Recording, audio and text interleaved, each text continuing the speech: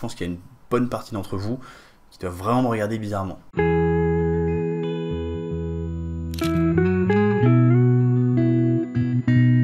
Salut les apprentis photographes. Je réponds pas très souvent aux questions matérielles, mais quand même par grandeur d'âme, ça m'arrive de le faire. Et je me suis aperçu que je conseillais systématiquement des focales fixes plutôt que des zooms. Et je crois que j'ai jamais vraiment pris le temps d'expliquer pourquoi. Dans la théorie, un zoom, c'est plus pratique. T'as plein de focales, jamais besoin de changer d'objectif, t'as toujours le bon objectif au bon moment, tu te retrouves jamais à rater un moment parce que t'es trop long ou trop large. Bref, en théorie, le zoom c'est le plus pratique. Et pourtant, j'aime pas ça. Mais du coup, pourquoi? Il y a 3 raisons à ça, 2 raisons que vous avez sans doute peut-être déjà entendues ailleurs, et une raison qui est juste due au fait que mon cerveau il est complètement chelou. La première raison, c'est une raison très technique. À prix équivalent, on a souvent en focale fixe une qualité de construction, une qualité d'image, une qualité technique supérieure à l'équivalent zoom. Et surtout, on peut avoir sur une focale fixe une plus grande ouverture. Ça n'existe pas ou quasiment pas les zooms à très très grande ouverture, qui vont ouvrir autour de f1.4 par exemple. La grande ouverture, c'est pas important pour tout le monde. J'utilise très peu les grandes ouvertures en photo de rue par exemple, mais en photo de mariage et en portrait, je les utilise tout le temps. Donc pour moi, avoir une focale qui ouvre à f2, f1.4, voire f1.2, c'est vraiment super pratique, que ce soit quand j'ai besoin de flouter un arrière-plan ou quand j'ai besoin de faire des photos dans des environnements très sombres à la fin de la journée, pendant la soirée et compagnie. Donc la première raison, c'est une raison, on va dire, qualitative, une raison technique. Les focales fixes de bonne qualité sont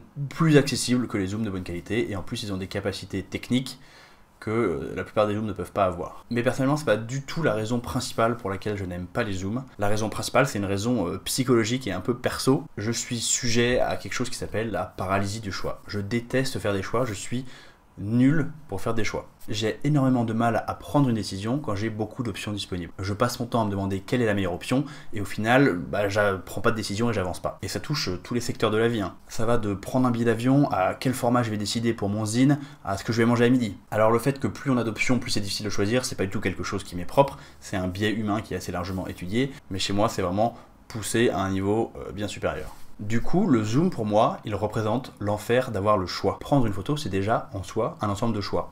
On va choisir la scène qu'on veut photographier, on va choisir un cadrage, on va choisir un moment pour déclencher, on va choisir où est-ce qu'on va faire la mise au point, on va choisir tout un tas de réglages, il y a plein de choses à choisir. Et avoir un zoom, ça me rajoute un choix supplémentaire pendant mon processus de prise de vue photo, qui va être, ok, quelle focale je vais choisir. Parce qu'en fait, en zoomant, dans un sens ou dans l'autre, je change de focale. Donc je vais choisir, ok, est-ce que cette scène, je vais la faire plutôt large, plutôt serrée? J'ai le choix. Et si chez certains avoir le choix c'est une bonne chose, chez moi c'est plutôt paralysant, ça m'aide pas du tout. Donc c'est aussi simple que ça, avoir une focale fixe m'enlève une couche de choix pendant mon processus de prise de vue photographique. Ça veut pas dire que je fais pas de choix du tout, mais je le fais une fois. Avant de partir en balade, je choisis un objectif avec une focale, j'en mets pas d'autres dans le sac, et voilà, je suis bloqué avec mon 23 mm ou mon 35 mm en général, ce sont les 2 focales que j'utilise le plus, et c'est tout. Et du coup, quand je me retrouve face à une scène à photographier, ma réflexion c'est pas ok, quelle focale choisir pour cette scène, parce que là je me retrouve face à un choix et j'aime pas faire des choix. Ma réflexion à l'inverse c'est ok, j'ai cette focale, comment avec cette focale je vais réussir à mettre cette scène en valeur. Et du coup là on efface complètement la notion de choix. Je pense qu'il y a une bonne partie d'entre vous qui doivent vraiment me regarder bizarrement. Et j'y peux rien, c'est comme ça, c'est depuis des années, et pour moi le choix c'est une angoisse. Et si je peux m'enlever des angoisses en m'enlevant des choix, je le fais avec plaisir.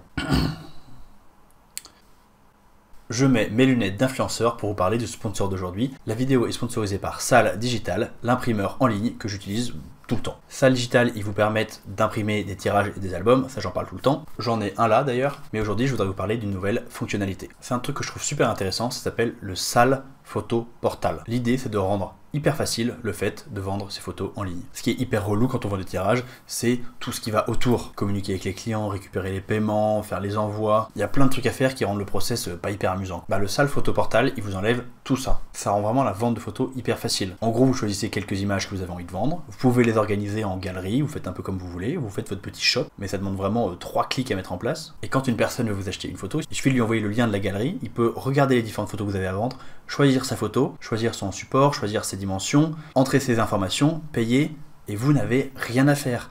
Salle se charge d'imprimer la photo, de l'envoyer directement au client, et Salle ne prend aucune commission sur la vente, juste le prix classique de l'impression quoi. Donc le client fait sa commande, reçoit sa photo directement chez lui, et vous n'avez rien à faire. Par exemple, moi j'ai fait une petite galerie avec des photos de Malaisie, parce que c'est ce sur quoi je bosse en ce moment. Si vous voulez aller voir, j'ai mis le lien dans la description. J'ai fait mon paramétrage, j'ai choisi les types de produits que je voulais vendre, j'ai choisi les prix, les finitions, et maintenant c'est bon, j'ai plus rien à faire. Là par exemple, il y a peut-être certains d'entre vous qui vont décider qu'ils aiment une de mes images et qui vont la commander, ils vont la recevoir chez eux, moi je suis payé et je n'ai pas levé le petit doigt. Bref, c'est un super outil pour les photographes qui ont envie de commencer à gagner de l'argent avec leur travail, mais qui savent ni trop par où commencer, ni comment s'y prendre. N'hésitez pas à aller jeter un coup d'œil à ma galerie, et pourquoi pas m'acheter une photo si vous en avez envie. Mais surtout, comme chez Sal Digital, ils sont vraiment sympas, ils offrent à tous mes abonnés 20 € de bon d'achat en cliquant sur ce lien. Donc même si mes photos de Malaisie ne vous intéressent pas, allez quand même récupérer votre bon d'achat. Merci Sal.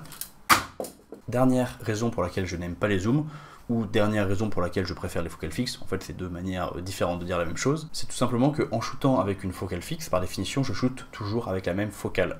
Et du coup ça me permet vraiment d'intégrer cette focale à mon regard. Quand on shoot tout le temps avec la même focale, notre appareil va toujours voir une scène avec le même angle de champ, l'angle de vue si vous voulez. Quand on shoot avec un zoom, une fois on va avoir un angle de champ serré, une fois plus large, une fois serré, une fois plus large, donc ça varie tout le temps. Avec la focale fixe, l'angle de champ est toujours le même, et du coup l'œil apprend à s'adapter à cet angle de champ et à regarder les scènes, à regarder le monde qui nous entoure avec cet angle de champ là. Du coup quand je suis en train de me balader, je sais que j'ai en général un 23 mm sur mon appareil photo, qui est un capteur APS-C, donc mon angle de champ équivalent, il serait plutôt autour de 35 mm. Quand je vois une scène, je sais déjà ce que je peux faire et ce que je peux pas faire avec ma focale fixe. Je sais déjà ce à quoi va correspondre mon angle de champ, ce que je vais pouvoir inclure dans le cadre, si je suis trop près, si je suis trop loin, je sais déjà en fait comment me placer, je suis capable de déjà regarder la scène comme mon appareil photo. Avoir une focale fixe, c'est apprendre à mieux regarder en fait. Quand on se balade avec un zoom, c'est très différent. Comme on a plein de focales disponibles, notre œil, il n'est pas là à scanner un seul type d'angle de champ, il regarde toutes les possibilités. Et encore une fois, il peut être un petit peu perdu. Notre œil n'a pas pu apprendre, on va dire, l'angle de champ d'une focale, et du coup, on n'a plus ce regard spécifique. Il va donc falloir mettre l'œil dans le viseur, sélectionner sa focale pour avoir une idée